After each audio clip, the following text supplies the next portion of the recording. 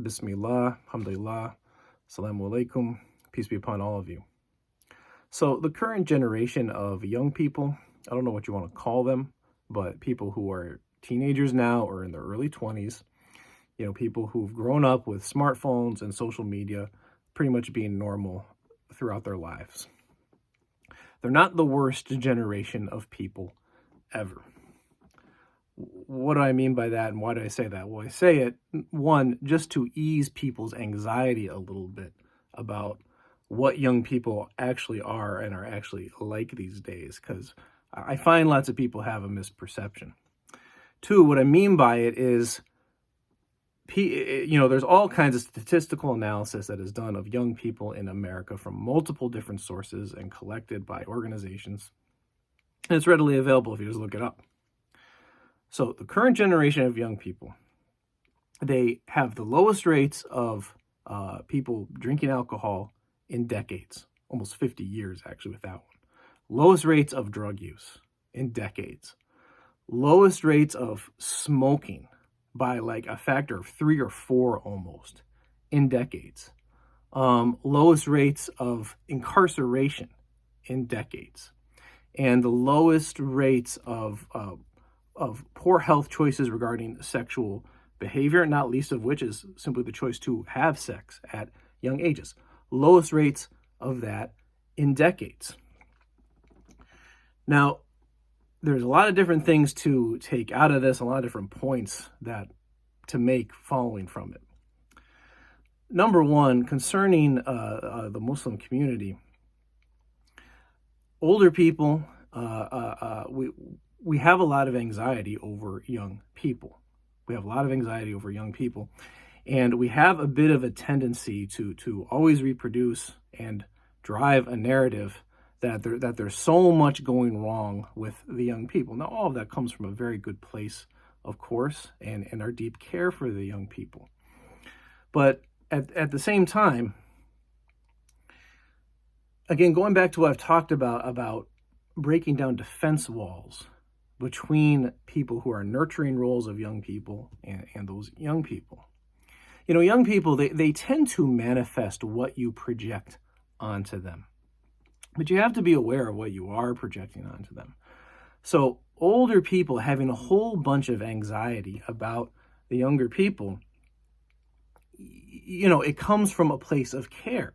But if it manifests as anxiety, it ends up being a self-defeating thing or something that backfires because you end up projecting your anxiety onto them. And what do you see from that? And I'm not saying this is for the Muslim community. I'm not saying that that the parent or older generation, younger generation dynamic is the only thing for this. But one thing about this generation, while they're making better health choices overall, they are the most depressed generation. They're also the most anxious generation. And they are without a doubt the most overexposed generation. Now, that last thing, the first two things are probably downstream from that last thing. And that last thing is not their fault at all. That is a failure of older people in the society generally. And influential people in the society, that's a failure of them to protect young people properly and essentially selling them out for the sake of earning money. And it's not the case that rates of depression and anxiety are high in young people nowadays just because they're more willing to talk about mental health. That is something people say. Sometimes that is something that has been analyzed thoroughly, and that is not the case. And, depression amongst young people was a big topic in the 1990s for decades. So this stuff has been talked about, number one. And number two, there is objective metrics you can look at for knowing the rates of depression and anxiety, because things like hospitalization for self-harm and suicide, those things are they're downstream from depression and anxiety, and they're not measured by a person self-reporting their experience of it. They're measured by actual records kept at hospitals. So those things have been looked at, and the rates of all those things are higher in younger people today, despite the fact that they are making better health choices. So projecting anxiety onto young people is something that older people need to be very, very conscious of. There's no doubt that the effect of social media is a big driver of anxiety within young people for a whole bunch of different reasons. But one thing that older people have to understand with overexposure is older people today, they're also more exposed to the behavior of young people than previous generations because of social media. So for young people and adolescents especially, a lot of times when they partake in risky behaviors, their motivation for doing it is earning social status amongst other young people. And why do those risky behaviors earn social status? Because they project independence. They project independence and choice and personal agency to your peers and young people. They want to project to other young people that they're in control of their lives and that they make their own choices and this type of thing. So when you do stuff that adults don't want you to do, that's a way of projecting that. Now, before, the way that kids show that off nowadays is through social media, and they try to hide it and this type of thing and use Snapchat and make it delete and stuff, but adults end up seeing plenty of it. There's a lot going on with this phenomenon. Number one, their ability to show it off to their peers through social media, it might actually be contributing to less people doing it. Because say back in the 1990s, if you were a teenager and you wanted to show off that you were doing this risky thing, let's say like using drugs or drinking alcohol, you'd have to gather a whole bunch of your peers together for people to actually witness it, for them to see it, and then people talking about it. Nowadays, a young person, they don't have to involve as many other people in order to show off their risky behavior and get that social status. They can just film it or snap it or whatever and put it out on social media, and then it spreads. Now, I'm not saying that's a good thing, but it's just a phenomenon taking place. Now, the odd thing about that is there's less people involved. The teenagers who are doing risky behavior, there's less people involved with them and doing it in real life, but there's more people seeing them do it because it's being spread on these digital platforms. So if a teenager is doing drugs or something alone and they take a video of it and they put it out on social media, it gets captured, it could be seen by 50,000 people, maybe even more than that. Now, now let's say in the 90s, that same teenager, they might gather 12, 13, 14, 15 people at their parents' home when the parents aren't home and have everyone do the drugs together because they want the social status from doing it. And what they've done is they've spread their own use of it to a dozen or so or more people. And, those people will talk about it, but it won't, but word about it and actually seeing it done won't be able to spread the way that things can spread digitally nowadays. So nowadays, that one kid doing it in isolation, it can have the effect of 50,000 kids having done it on the adult collective consciousness of looking at the young generation. And it can cause that amount of anxiety in us because everyone's seeing it. So it's really important to be measured about these things.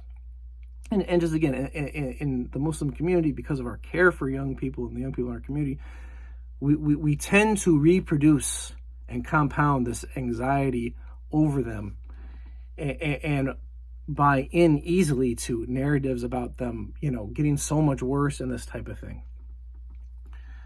And we need to be careful about that. We need to be careful about that because we project onto them.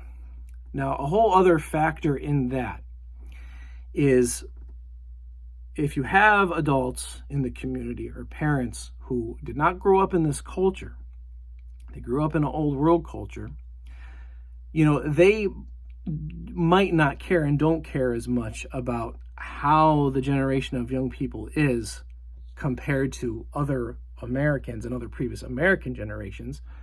To them, it doesn't matter if their kids are doing these things less. It still hits them hard because they might have a tendency to compare it to the standards that they grew up with in the old world. Now, having those standards is not necessarily bad, but the phenomena, it's not bad, but the phenomenon needs to be understood. And what really needs to be understood about it from parents' perspectives, and for the young people too, you just need to understand that this is maybe something you went through, and you got to have a forgiving attitude towards your parents if some of these walls and barriers got built up, and if you attach actions that they did to having caused you anxiety, you got to be forgiving for that, because they have very challenging circumstances. But while the adult generation, the parents, they might see their kids in light of how they want them relative to the standards of back home, or even the very idealistic standards of Islam. The reality is the kids growing up here, they have other things to compare themselves to. They have other groups of people and other things that they're seeing. So that is something kids go through sometimes. Like, it's being projected onto them all the time that they're so bad and this and that, and this anxiety gets projected, when in reality, a lot of them are having that projected onto them, and they're saying to themselves that they're not even really they're not doing anything that bad, and they're not in a lot of cases. Something about this whole generational dynamic that educators need to understand, and that educators, Muslim or otherwise, need to understand. This trend of the decrease in poor health choices that young people are making, which has been going on for about 15 years now. Some people in the field of education and in the field of healthcare, I'd say, to me, some of them have the mistaken impression that because this trend has taken place, it means that something correct, that something right is being done in the society, generally, as far as its approach to young people, and also within our specific fields, be it education or healthcare, psychology, or other ones. Now, I'm not saying that everything is wrong, but I do believe it's mistaken to think that these decrease in trends are, it's mistaken to think that the decrease in these poor health choice trends are the result of effective choices having been made by older people over that same time frame. Why? Well, if you take this trend, and I've honestly never, I talk a little bit about this in my book, Engaging Muslim Students in Public Schools, but I've honestly never seen it talked about explicitly anywhere else. The correlation between these two things, the decrease in poor health choices amongst young people, meaning the increase in healthy lifestyle choice behaviors over the last 15 years or so. You start seeing the trend around the middle part of the first decade of the 2000s, whatever you want to call it, year 2004, 2005. And it just keeps decreasing from there. Even starting a little bit earlier. That decrease directly correlates to a mass influx of immigrants into the society, and especially immigrant children, or the children of immigrants, into our population of young people that we're talking about. Really a trend that started in the mid to late 90s and then continued intensely up to 2010, 2011, 2012. That time period was, 2000 to 2010 was the decade of the most immigration into the United States in its history. A lot of people don't realize that, especially if you have like a romanticized idea of the early 20th century immigration period. And of course, immigration was big during that time, but there was actually more of it done at the early part of this century. And they came from populations that were younger than these are immigrants who came from societies that were on the whole much younger than American society in general was. So we had a huge influx of young people from these immigrant populations into our public education system and just into our population of young people. And there's a direct correlation between those young people coming from these immigrant communities into our population in general in the United States of young people, and the decrease in these poor health choices. So I'll talk a little bit more about that in the next video.